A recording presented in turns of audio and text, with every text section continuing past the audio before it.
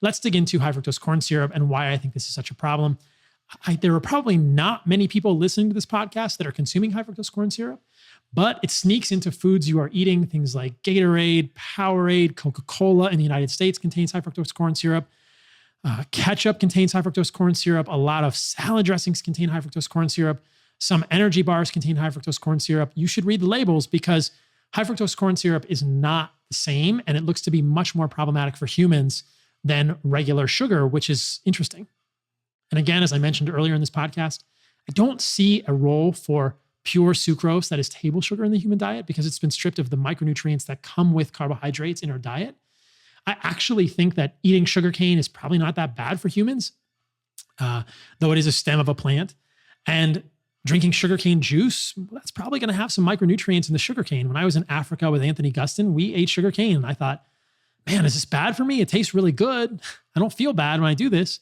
And I think that this is a unprocessed form of sugar, but it's not the same as table sugar because you're taking out the micronutrients in there. But honey, maple syrup is obviously a syrup from trees that's then heated, but it has many good nutrients in it. Even things like molasses could be helpful for humans because they are from the sugarcane plant and less refined than a pure table sugar. So hopefully that makes sense. So let's see what the FDA says about high fructose corn syrup.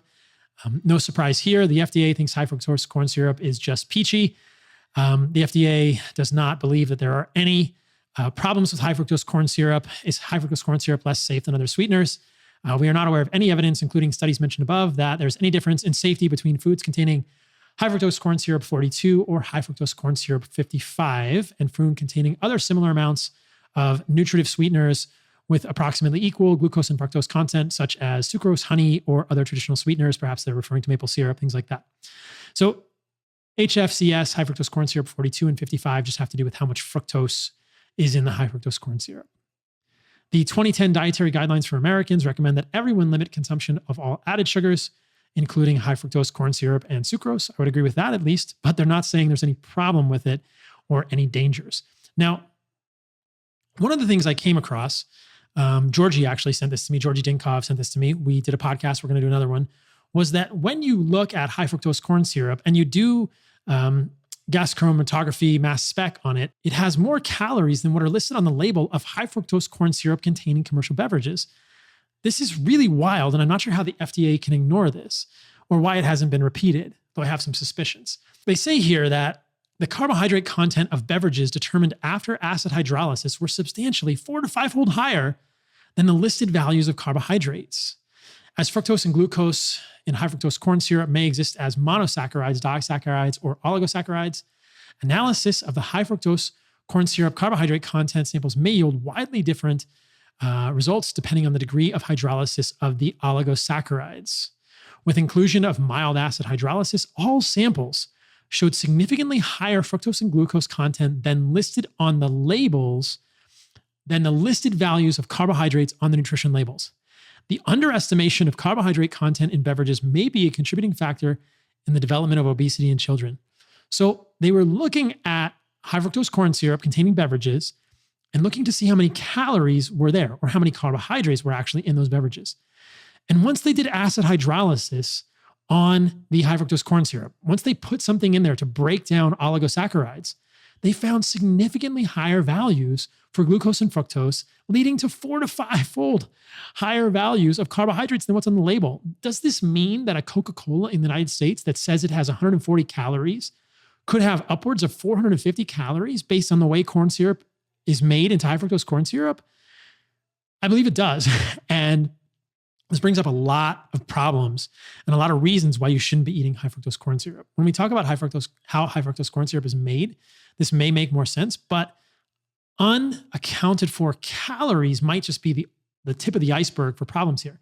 I think it's also possible that there are other contaminants in high fructose corn syrup, or these corn starches are creating problems in humans. But one thing that I think is very difficult to argue is that high fructose corn syrup consumption by humans is strongly associated with problems. Now, there are all sorts of tricks you can do with different epidemiology, but there are clearly studies done by Robert Lustig and others showing that decreased consumption of fructose-containing beverages in the United States in kids leads to improvements in insulin sensitivity. So I'm not sure how anyone can argue this. And those beverages almost certainly contain high fructose corn syrup because that's what's in beverages today in the United States. Now, if we go on down this rabbit hole, there are lots of interesting studies in animals suggesting that high fructose corn syrup is different than sucrose in terms of weight gain in these animals. So this is a Science News Daily sort of summary of an article that I'll show you in a moment. This title is High Fructose Corn Syrup Prompts Considerably More Weight Gain Than Sucrose. You can see here, rats with access to high fructose corn syrup gain significantly more weight than those with access to table sugar, even when their overall caloric intake was the same. Humans are not rats, but there's something going on here. And the study looking at gas chromatography mass spec of high fructose corn syrup suggests that there's something problematic, either excess calories or other problems with high fructose corn syrup that are contributing to this weight gain in rats and probably in humans. And the overall caloric intake of these rats may not actually have been the same. If you go further down the rabbit hole, it's not hard to see there are many problems with high fructose corn syrup in animal studies. This is the study mentioned in that Science Direct article. High fructose corn syrup causes characteristics of obesity in rats, increased body weight, body fat, and triglyceride levels.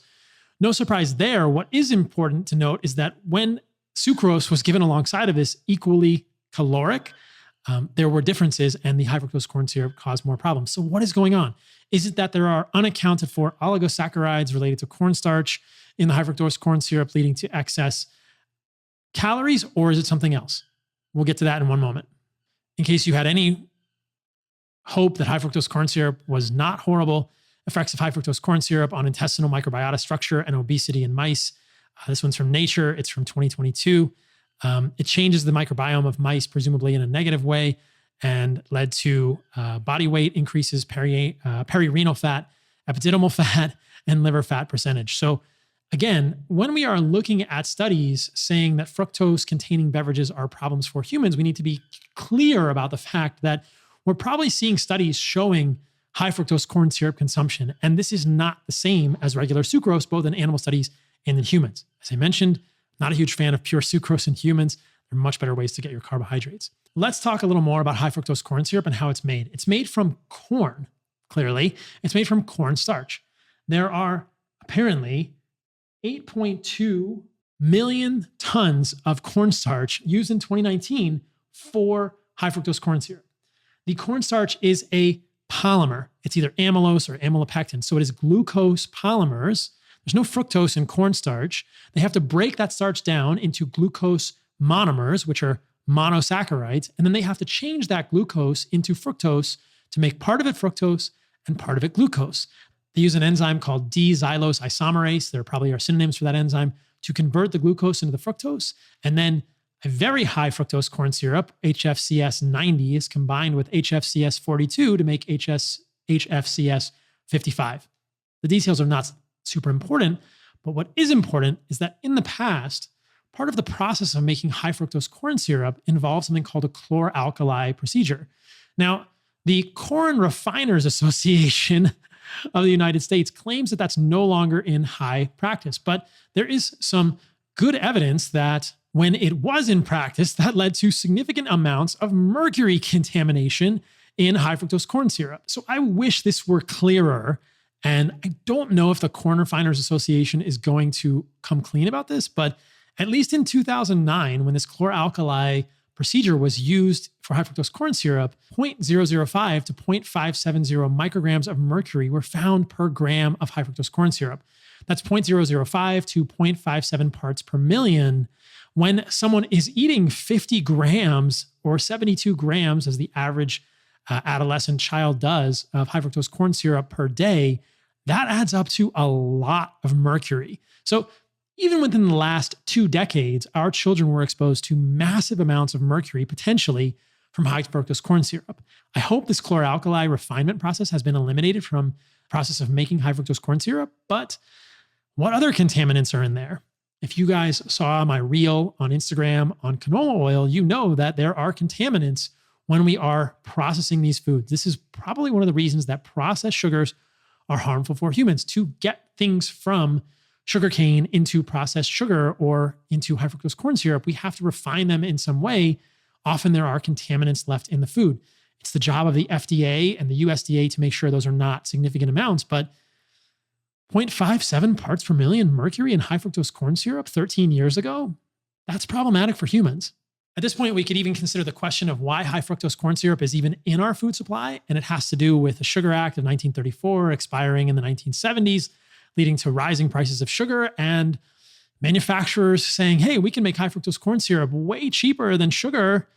And that allows us to have higher profit margins on our processed food products. When in doubt, follow the money when it comes to food and human health. So high fructose corn syrup is in foods because it's cheaper than real sugar, quote unquote.